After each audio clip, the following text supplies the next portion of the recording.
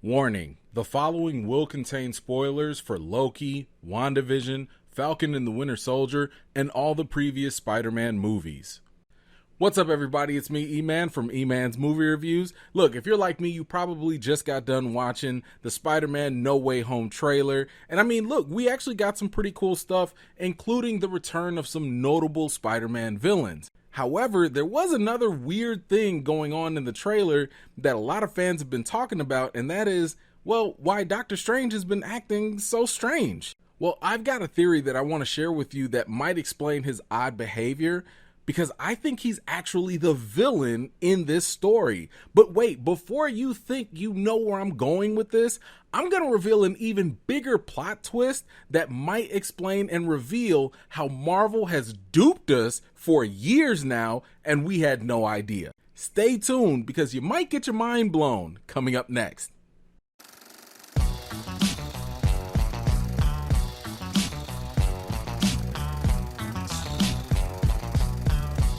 Okay, so full disclosure here, right? This is going to be a straight up theory because Marvel trailers are really unreliable. I mean, the footage could be altered, voices could be added at the end, or some of the scenes that we've seen probably won't even make the movie. We don't know. And this is why I'm trying to tell you right now, all of this could be totally wrong. But with all that said, I'm going to still try and connect a few dots of information that we have, and I'm going to introduce some strong probabilities to really tie all this together. So let's first start off by refreshing your memory. Back in Spider-Man Far From Home, it was believed that Spider-Man had killed Mysterio. As a result, Mysterio revealed Peter Parker's true identity to the entire world. By the way, if you're interested, I have an entire video showing you 5 solid reasons why Mysterio really didn't die. Anyway, according to this trailer, Peter Parker appears to be rather desperate, so he goes to Doctor Strange to ask him for help. The odd thing here is that Doctor Strange just readily agrees to this. Now, this is the point where I think a lot of us were watching and we just started to kind of raise an eyebrow like, what is going on here? Doctor Strange doesn't play when it comes to messing with reality, timelines, and a multiverse like that. I mean, even Wong had to issue a warning to him. Earlier in Infinity War, Doctor Strange seemed incredibly serious when it came to protecting the reality. What is your job exactly besides making balloon animals? Protecting your reality, douchebag. But now he seems rather nonchalant about tampering with something that he himself admits we know very little about. The multiverse is a concept about which we know frighteningly little. So why this sudden change of heart? Well, I'll explain why he's acting so funny, but there's something I want you to pay a little attention to first. There are a couple of scenes in this trailer where we see Spidey and Strange on a train. However, there doesn't seem to be anyone else there that they're fighting, which got me to thinking, it looks like they could actually be fighting against one another. This looks like Doctor Strange was on the offensive and Spidey was on the defensive. But hey, you know what? That could just be like the editing, and you know what? Maybe we just take that with a huge grain of salt. But right before I could let go of that idea, I saw this. Why is Strange forcefully pushing Parker out of his body? Looks like Peter was trying to grab this magical item and Strange was keeping it from him. Could they actually be at odds here? And this is where I thought to myself, I think Doctor Strange might actually be the villain here in this story. But you might be asking yourself, why? How? Didn't they just get done fighting together in Endgame and everybody was all, cool and everything? Well, yeah, they kind of were, but I think we missed something here. I don't believe that this is the real Doctor Strange at all. Well, he is, but I believe that this is actually another variant of Doctor Strange, meaning that we might actually have an evil version of Doctor Strange on our hands. Now, I am fully aware that some people have thought other theories, including things like that might not be the real Doctor Strange, and actually it's Mephisto. And I know Mephisto theories have gotten out of hand since WandaVision, but that's not a terrible theory because there is actually a storyline in the comics where Peter Parker makes a deal with Mephisto called One More Day. However, I don't think that this is the case here, nor do I think that that's the direction of this movie. It seems a bit unlikely that Marvel would all of a sudden just throw us a big interdimensional cosmic demon out of nowhere.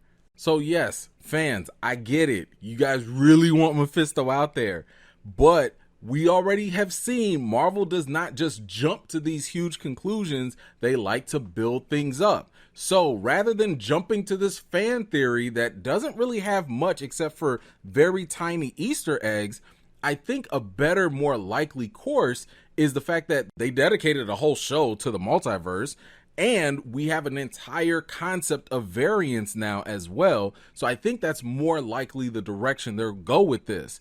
But what evidence do we even have that Doctor Strange is a variant? Well, I think this is where Marvel has actually pulled a fast one on us, and we probably didn't realize this, maybe until now. In order to get this, we're going to have to pay attention to the order of cinematic events in the MCU. Endgame took place in 2023. We're going to use this as our starting point of reference. This is when the blip occurred and everyone was returned back to reality after the Hulk did his version of the snap. Next, we have Spider-Man Far From Home, where we saw all the people dealing with some of those after effects. This takes place 8 months after Endgame. I think it's safe to assume that Spider-Man No Way Home takes place immediately after Far From Home. Okay, so just looking at the Marvel cinematic movies doesn't really help us have a lot of information about whether or not Doctor Strange is a variant, so we're going to have to also look at the Disney Plus Marvel shows. One thing we do know is that Falcon and the Winter Soldier takes place about 6 months after Endgame. Don't worry, I'm bringing this up for a reason and we will come back to this. But here's where things get a little tricky. Now, Loki, that show introduced us to variants and the multiverse. However, we don't really know where or when Loki fits into the timeline because many of the events happen outside of time or at the end of time. So we're going to leave it up here for now and come back to it later. WandaVision, however, we know happens about 6 weeks after Endgame. Now, if the popular fan theory is true that the events of WandaVision actually sync up with the events of Loki, then maybe we can put them right around the same time frame. Looking at this timeline right after WandaVision, you also have the new animated What If series, which explores the various alternate timelines. Executive producer of What If, Brad Winderbaum, said, "It's no coincidence that What If follows the events of Loki. In the upcoming What If series, there's going to be an episode where Doctor Strange does not become an apprentice of the Ancient One, but rather an apprentice of Dormammu. The What If series could be our biggest clue as to why Doctor Strange is acting so weird." I don't think it's any coincidence that Sony and Marvel decided to release this Spider-Man trailer right before that What If episode premieres next week. So how does all this connect, and how does this even support the idea that we're dealing with a variant version of Doctor Strange?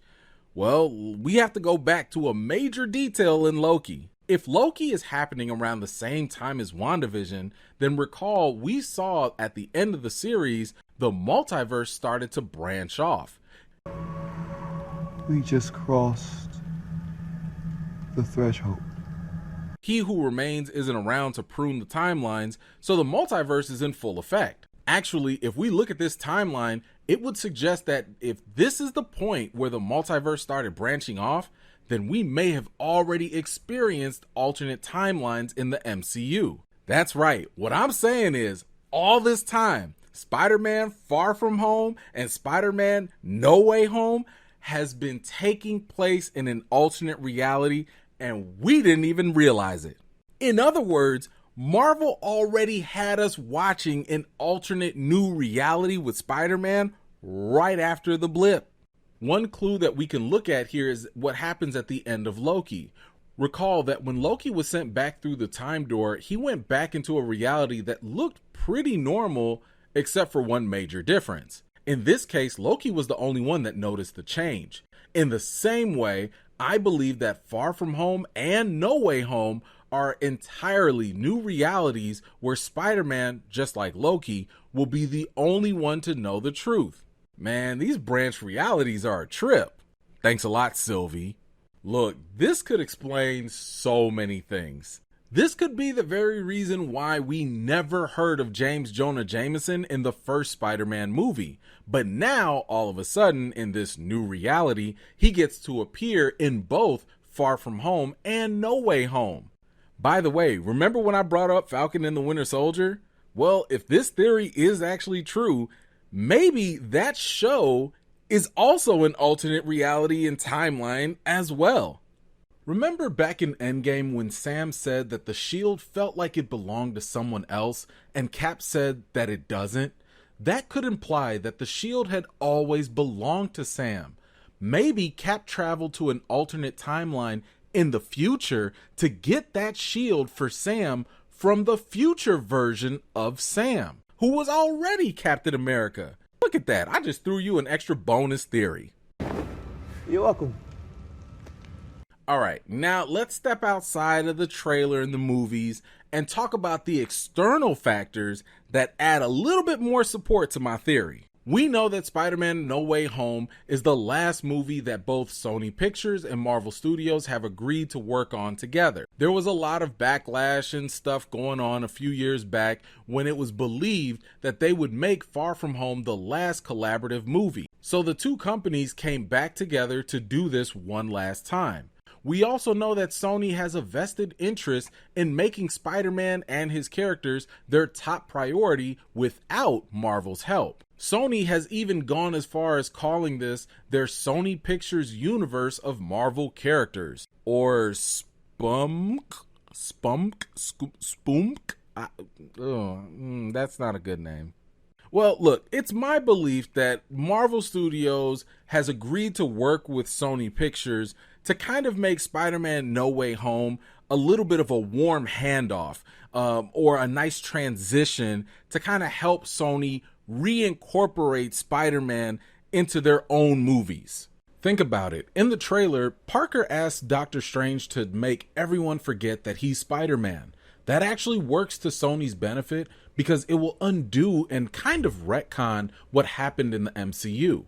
Now, with everyone forgetting who he is, Spider-Man can easily make a debut in, let's say, Venom 2 or Morbius. Matter of fact, remember the end of Spider-Man Homecoming? Vulture learned Spider-Man's identity, but he decided to keep it a secret because Spidey helped save his daughter.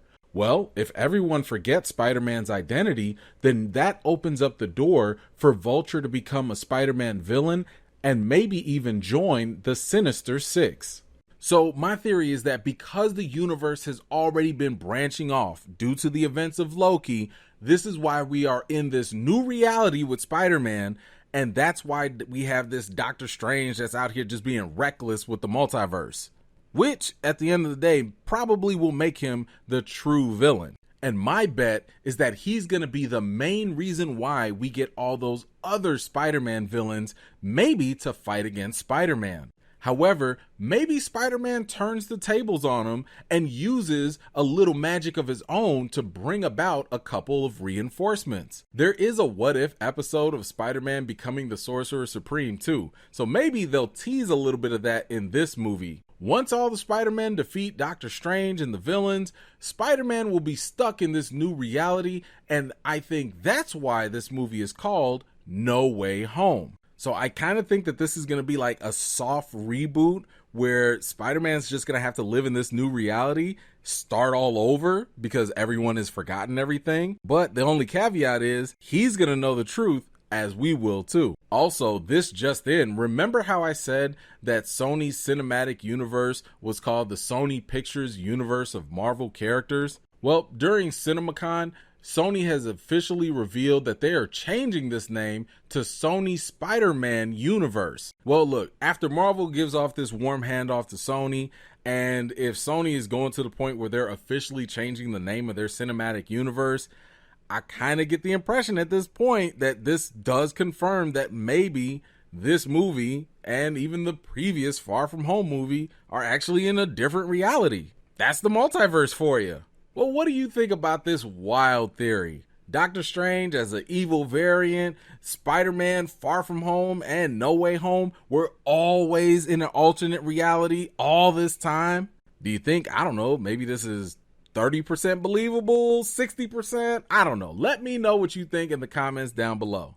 I want to thank you, of course, for taking the time to watch my video because I always appreciate it. If you're new to my channel and you like these kind of theories and want to see more, go check out my other theory where I show you how He Who Remains may have actually solved a major Marvel mystery. You can also join me every Wednesday night, 5 p.m. Pacific time, 8 p.m. Eastern time, where we talk about the latest episodes of Disney Plus Marvel shows. Right now, we're going through the What If episodes, and I'm pretty sure if you're watching this a lot later, we'll be going through the other Disney Plus Marvel shows as well.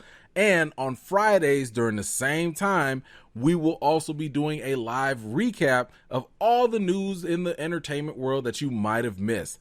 Trust me, you don't want to miss it. These lives are so much fun. The community is awesome. You don't want to miss it.